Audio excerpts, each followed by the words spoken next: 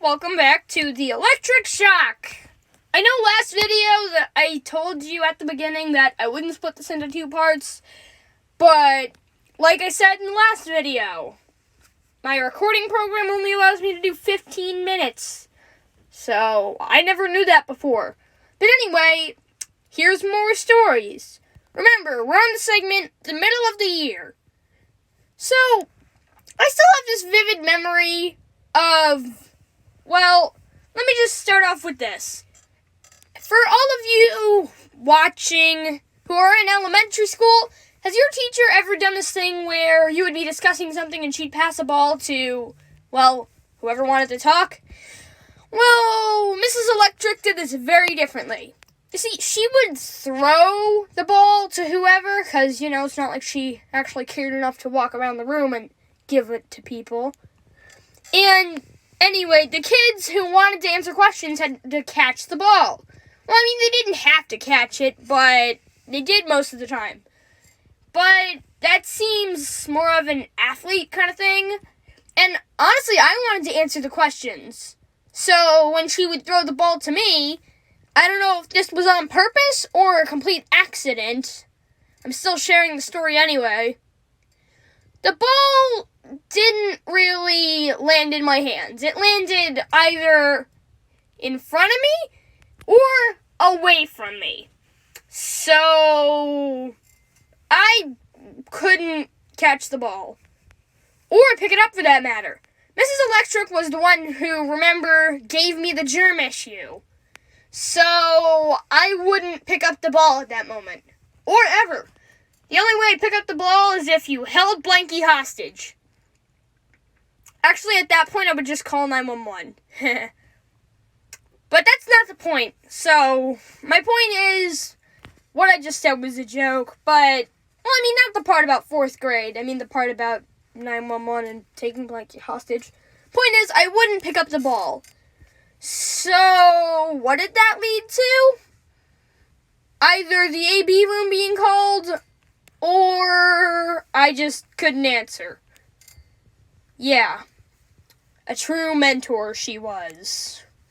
And speaking of the AB room, whenever I wasn't a perfect little angel to Miss Electric, she would call the AB room. And when I say perfect little angel, I don't mean I didn't want to get in trouble for what I did and didn't understand it. I legitimately mean I got in trouble for not following literally everything she told me to do. So, when the AB room got down there, it felt like a prison sentence. Because she would go in front of the AB teachers, get down into this little weird position, have a weird voice, yeah, all of it was weird, and she would mock me. She would mock me. And then the AB people wouldn't listen to my side of the story. And if either of you guys are watching, because I remember you, I mean, you were good people, you just, I don't know. Anyway, I didn't know what to do, because she was straight up mocking me right in front of me. I didn't have a say in it, because, the adult's always right, and the child has no idea what they're doing. If any of you are out there and your teachers, just an FYI, always let the kid explain their side of the story. It's like being in court. You can't just let one person explain something and then make a decision. But anyway, I was taken to the AB room, I was punished and reprimanded, whatever. And she would also give me a ton of lunch detention. Why? No idea. She was just that kind of person. So I got a bunch of lunch detentions. Luckily, that's not the kind of thing that goes on your record. ISS and DIEP is the thing that goes on your record. So, but all the detentions that I got in 4th grade, I do not count against myself because that was just Mrs. Electric being a straight up, how do I put this in a nice way? Being a straight up meanie head, if you will. So, yeah, that's what happened every time she called the AB room. It made no sense to me. And here's a fun little other story. So one day after school, in elementary school, they have these bus rider. What's a bus rider? I wonder if I should look that up on the internet. But probably not. Anyway, they had a car rider line, a bus rider line, and a walker line. Walkers were these people who just, as the name goes, walked home. And I was a car rider, because my mom would come and pick me up after school most of the time. If it weren't my mom, it would either be my dad or my grandma. So, one time after school, I was in her classroom, and she asked me where something was. I don't remember exactly what she asked me for, but I peeked outside the door, and when she asked me, I said, "Don't know, don't care." And I said it in a very chipper way, and then I just went back into the classroom. And what did Miss Electric do? She called the AB room. She didn't take time to listen to why.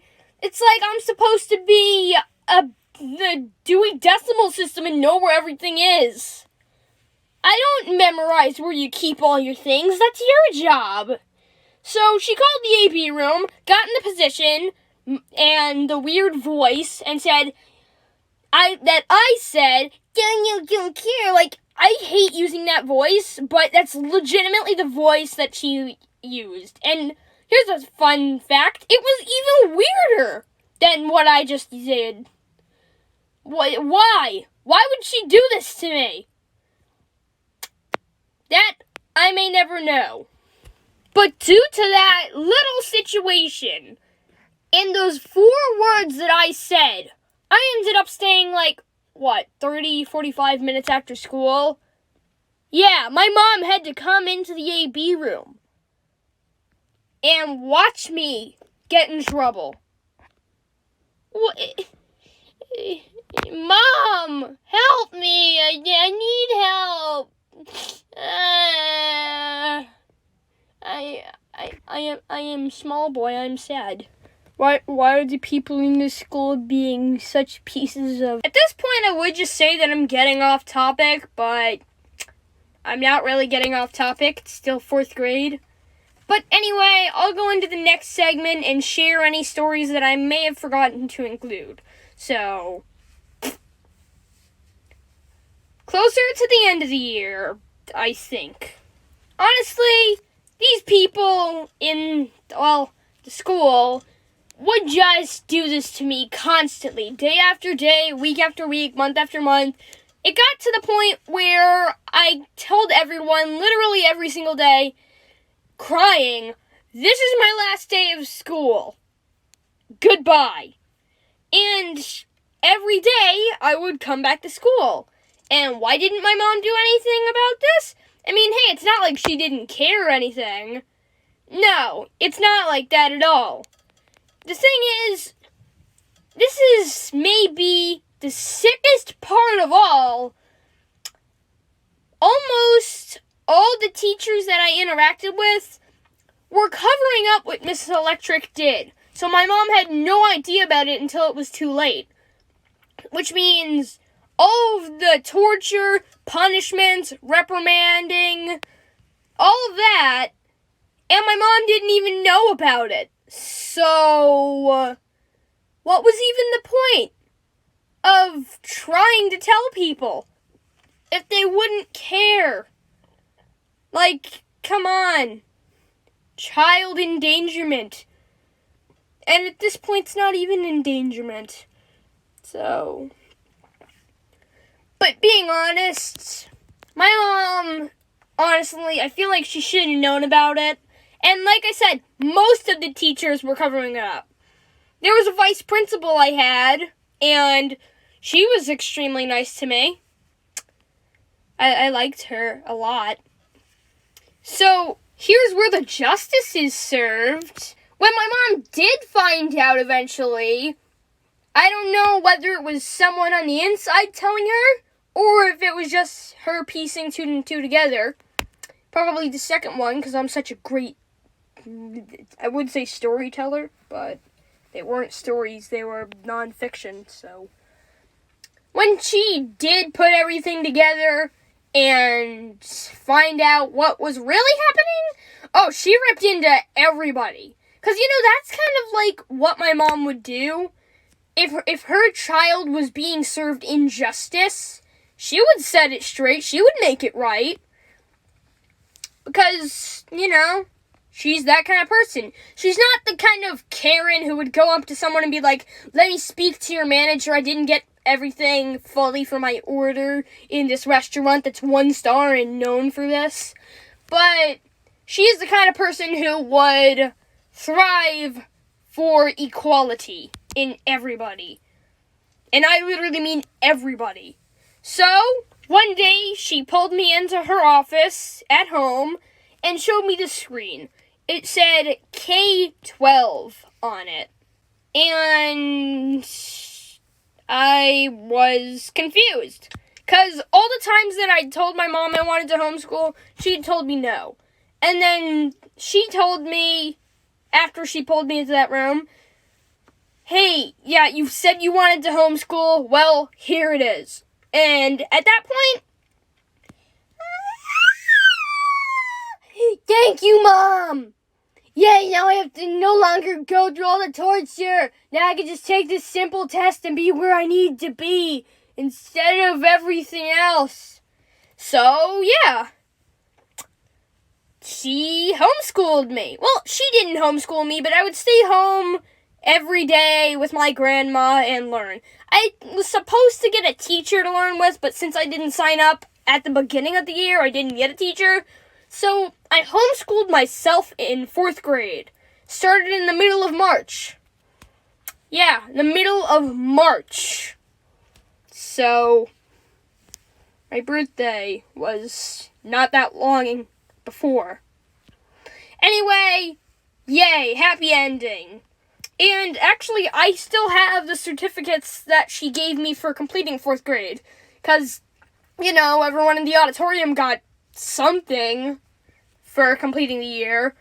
And my mom gave them to me. She called me and my brother in the living room and gave them to me. And she told me, Maddie, every year there are year-end awards in school. Since you've homeschooled for the rest of this year, you should be recognized for your hard work. And you know what? I respected that. I feel like I kind of deserved that. And I felt kind of sad about not getting any awards since I did go through most of the year. But then my mom just comes in and gives me the awards that I needed. So you know what?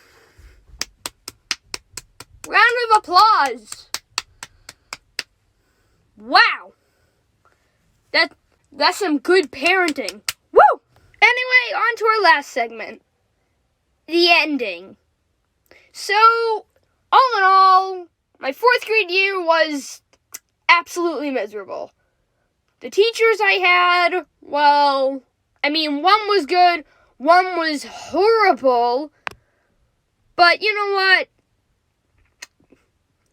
I came out in one piece, so I guess it wasn't that horrific, I guess. It was horrific, but hey, I'm not dead. I'm here talking to you, sharing my stories throughout the world. And I hope that whoever's watching this learns something from it. 'Cause you know what? Nobody deserves to go through that. Nobody deserves to go through that. Well, unless they do deserve to go through that, then that's a totally different story. But anyways, this is where I have to end the video. Because, well, I don't really have much else to share. So, I hope you had a nice time enjoying and watching this, and I will see you in the next video. Brush your teeth! Hey, look at that! The door opened.